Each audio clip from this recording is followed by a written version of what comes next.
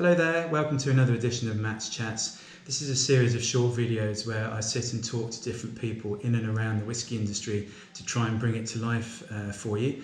And I'm delighted to be here today at the brand new Ad Gefrin Distillery in Northumberland. And I'm joined by Ben Murphy, who's the Director of Distilling here at this brand new project. So thank you for having me and for talking to me, Ben. And can you just tell people what's going on here? You know, because it's a brand new project, isn't it? So over the last 2 years, we've been steadily chipping away and building a brand new multi-million-pound project. So single malt whiskey distillery and visitor experience. Unlike anything other really in the industry, I think it's slowly come together, and we're now at the point where we're ready to open the doors and welcome in visitors. And I've been around, and it really is unlike any other sort of whiskey distillery. Can you just tell people what is very different about it? So I suppose the whiskey side of stuff most people would expect to see. There's 2 stills, a mash tun, some washbacks. I suppose our real kind of, when you come and visit us, the real thing that sets us apart is the museum element and the bistro. We've taken the history of the region that we're in, the kingdom of Northumbria, and that history between the Romans and the Vikings that shows like the last kingdom have been created around. We've taken that period of history and recreated this amazing immersive museum visitor experience where you have this combination of culture and whiskey distillery. So the visitor experience is more than just your traditional whiskey distillery where you come and you see the process, you have a dram, you have a tasting, you go out through the gift shop and you go home. Here it's, there's a little bit more going on, and really there is nothing like it in the industry. And it's celebrating the history of this local area, because we were lucky we got to go to the site of Gefrin earlier today, and then showed just literally marked out on the ground sort of where they'd found the Great Hall and the buildings there. But then to come into this immersive experience and actually stand in that hall is quite something else, and then see some of the artifacts that have been it's been an amazing project to watch come together, and a real privilege to be part of it, and seeing the passion and learning something myself. I'm learning on the history side, everybody else here is learning on the whiskey side. And sorry, Jamano. So as we do you want to start that question again? No, it's fine. I don't edit. This is why people love these things. I don't put any fancy graphics or music on people. Excellent. So you always have people like walking past or whatever. So just the whole project, bring history, because a lot of distilleries try and play on the history of the region they're in, or bring that in together and rely on that, or not rely on it, but really try and embrace that story. I think probably the most obvious one that comes to mind is Highland Park, and they use that Viking story in their location of the Orkneys and all that kind of stuff, and it's a really key kind of cornerstone of their branding now. And we're kind of doing the same thing, but we've maybe gone another step in terms of we're not just it's bringing the whole thing together, and it's the distillery and the visitor experience or the museum really do sit side by side, and they are symbiotic. They function together, they live together. The distillery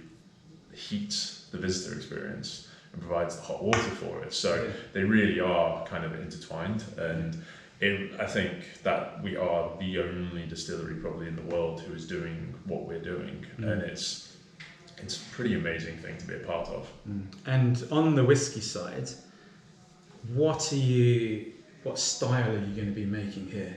And you've started production, but what are you going to be making, and what are you going to be sort of filling to in terms of colours? So, I've been asked that question of our profile quite a lot, and we don't have a profile that we're making to. It's kind of hard to say that we're not a lowlands distillery. We're not, English whiskey doesn't have regions in the same way that the Scotch industry does. Because we don't have that heritage and that kind of tradition of profiles, we are in much more of a kind of wild frontier part of the industry where anything it's a bit goes. freer, isn't it? Yeah, and I think that's also helped with the fact that we aren't under the strict rules that Scotch is made under. You know, we have more to our, you know, we can look at all the technology and we can look at all the possibilities that are available to us, and they're all accessible.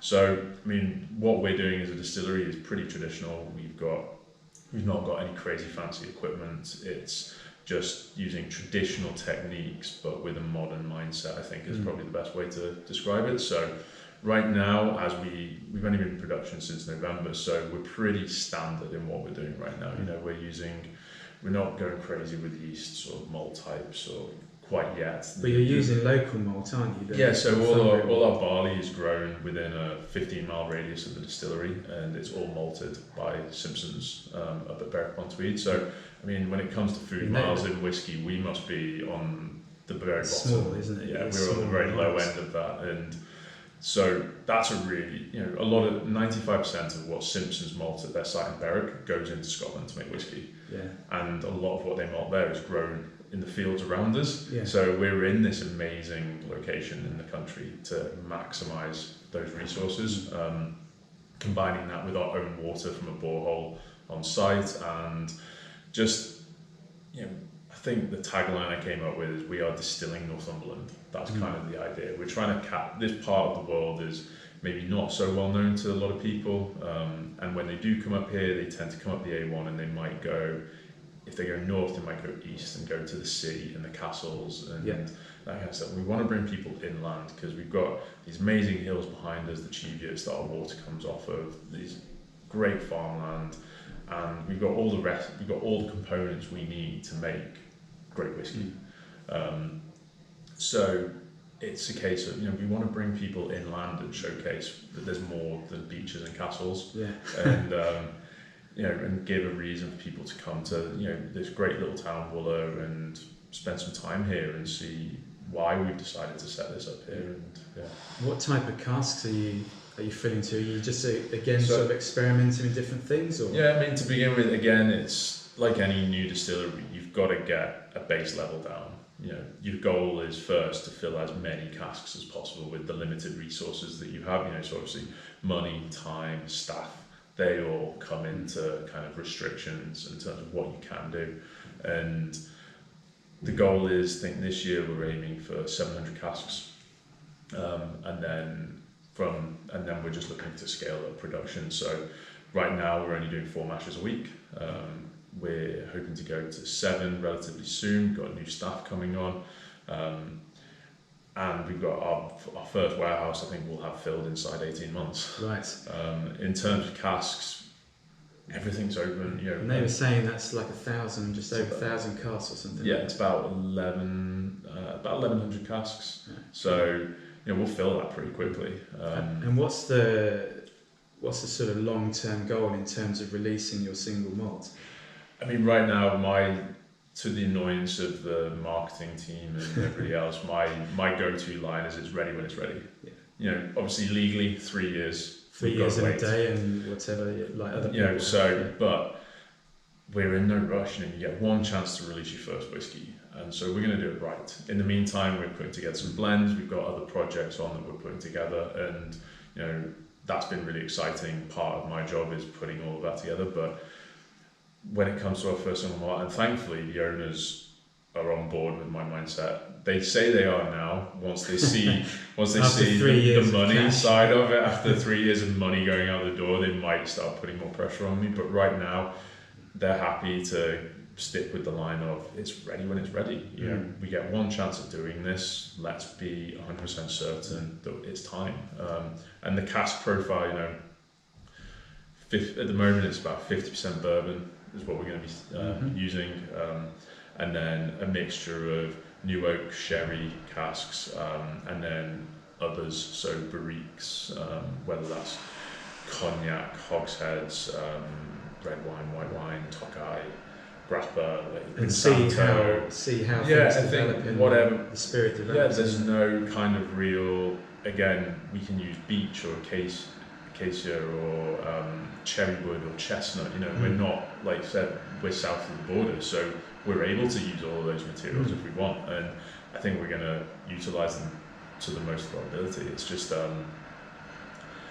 it's a really exciting prospect, and you know, as long as the money's still there, then we get to do some cool and crazy stuff. But at the same time, you know, fermentation, that's a real key one that we want to look at. Like, how can we mess around with fermentation and create different things? We've got wooden washbacks with no temperature control, so seasonality will be really interesting as well. You know, we've only been making in winter now, so when it rolls around to summer, it's going to be really interesting to see what happens with the temperature control and the environment that we're in. And you know, wooden washbacks, we get that, and each one will form its own personality. And so following that and combine, you know, we're looking to work with students and stuff like that, and really kind of, this place is a community, it's for the community, it's about the community, and that's not just the community of Woollett, that's the community of whiskey, there's community of spirits as well. And you know, we're very much an open book to a certain extent in terms of what we do and why we do what we do.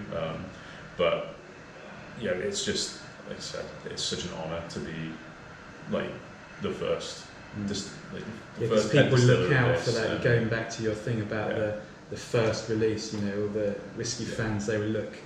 Just one final thing: how do you see Ad Gefrin fitting into this ever-growing sort of community of English distilleries making whiskey? I think what we're positioning ourselves is we want to be in the mix. You know, the EWG, we're heavily involved in that.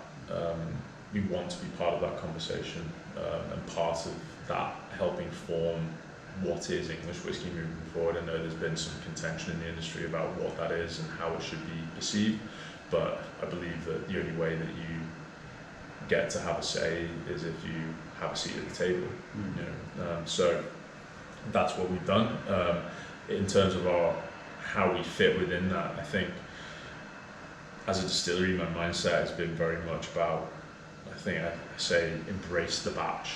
You know, in my lifetime, I doubt we'll get to the point where we've got the stock to produce the same year statement whiskey that has exactly the same profile year after year. You know, and also we're competing against guys who've been doing it for a century or more.